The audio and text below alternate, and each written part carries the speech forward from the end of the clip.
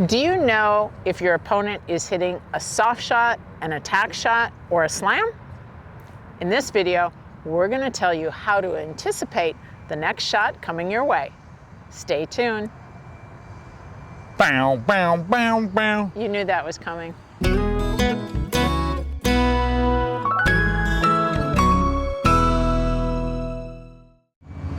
We recently took a survey, and one of the top challenges you told us that you face is anticipating the next shot coming back in your direction. My name is CJ Johnson, and I'm joined by my friend and partner in WeArePickleball, Tony Roig. Coach Tony, it's time to help us. How do we know what's coming back on the next shot? My pleasure, CJ, to be with you. This is a really challenging part of the game for players. It's a very normal thing to be challenging for players. If you don't come from a racket sports background, particularly tennis, right, where you're used to having players on the opposite side of the court hitting balls towards you, it's hard sometimes to anticipate what kind of shot's coming back your way. So what we've done is said, let's look at 3 different ways that you can identify 3 different types of shots that might be coming back your way in any given rally.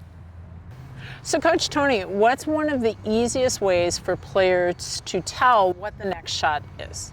Sure thing, CJ. So one of the things that we look for, I should say, is we look at the opponent's paddle position. This is particularly relevant when you are moving through the transition zone. So when you're playing on the serve team and you're trying to move up through the 15 feet, right, that everybody's worried about getting across, and frankly is the hardest part of the game, is what is my opponent doing with his or her paddle while I'm moving through the transition zone. So what we're gonna look for is, the first thing we're gonna look for is a high paddle position indicating potential danger. So coach, if you feed me a couple balls, we'll take a look at it. So what I've asked Coach CJ to do is to feed me a couple of balls high, and what you should focus on if you're on that side, so if you're looking through the camera lens, is you're looking at my paddle position. Before the ball is hit, my paddle is going to be here in a ready position, and as Coach CJ feeds me a ball, you'll see how my paddle changes position. All right, we'll get a deeper one. Let's do this. Boom, right? So what you noticed before I attacked the ball was my paddle coming up like this. If you can read my paddle, whatever's on my paddle, this is an icon paddle, so you can see the word icon on there. As I open my paddle like this, or like this, right? If you can see my paddle in this position above the net, what you know is, you know that I'm looking at the ball coming high, and what am I gonna do with it, Coach? You're going to put it away. I'm going to slam it down, right? Right. And so if you see a paddle up like this, our recommendation is stay where you are. Don't make matters worse by coming forward and making the slam an easier shot.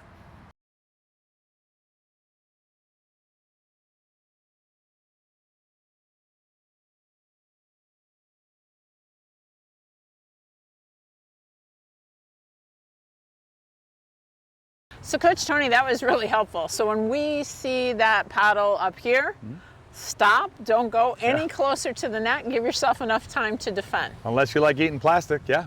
I don't like eating plastic. I try and stay where I'm at. If I see that paddle go up, I'm saying, danger, Will Robinson, and I stay where I'm at. You got it. All right, what's the next one?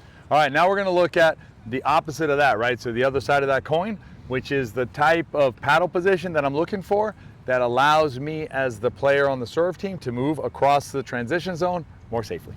Okay, let's see what that one looks like. So you'll notice I'm up at the non-volley zone line again. I'm in the ready position. Coach CJ is working through the transition zone. This time she's gonna hit a ball that's gonna be lower, and what I want you to focus on again is, what do I do with my paddle? Here we go. So you saw there I had to reach down with my paddle. This time, Coach CJ can see my paddle, right? The face of my paddle, but she's reading it through the net, right? So if you see the paddle drop like this down, and a lot of times what you'll see in addition to that is a little bonus, top of the head. So you'll see me look down at the ball like this. That tells you as a player that you can come forward and that it's safe.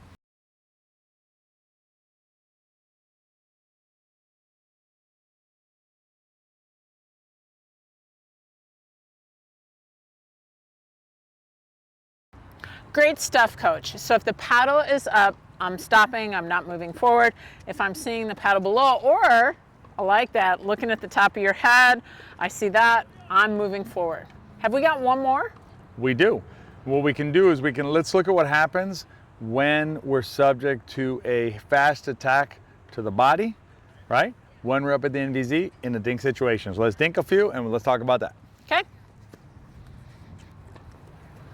So what happens here is Coach CJ and I'll be up here dinking, right? And you'll see my body position indicates dink here, right? So it indicates dink like that, right? What ends up happening is you'll play against a player who'll turn like this and hit it hard. So what you're looking for there is you're looking for, sometimes it's a pullback of the foot. If I'm left-handed, this would be my left foot. For a right-handed player, they pull back their right foot to get more power a lot of times, particularly when you're playing tennis players, very common. The other thing you're looking for is you're looking for a big turn. So you see those shoulders turn, it's like they're coiling up, getting ready to pop that ball.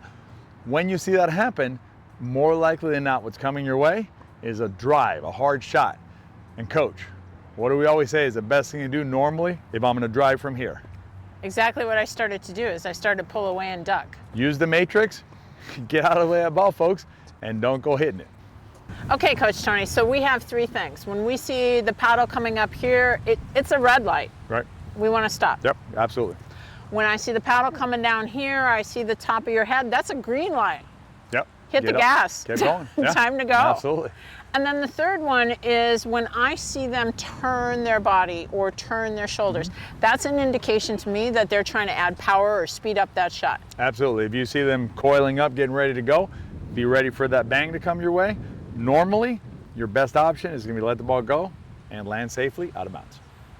So coach, next time any of your students are out there playing, one of the things that they can look for is the paddle position of the opponent and also their body position. So look for those cues next time you're out on the pickleball court. It'll help you anticipate the shot coming your way. If you'd like more videos to help you become the best pickleball player you can be, click on the playlist over on the side, because together we can train smart, live bold, and age well.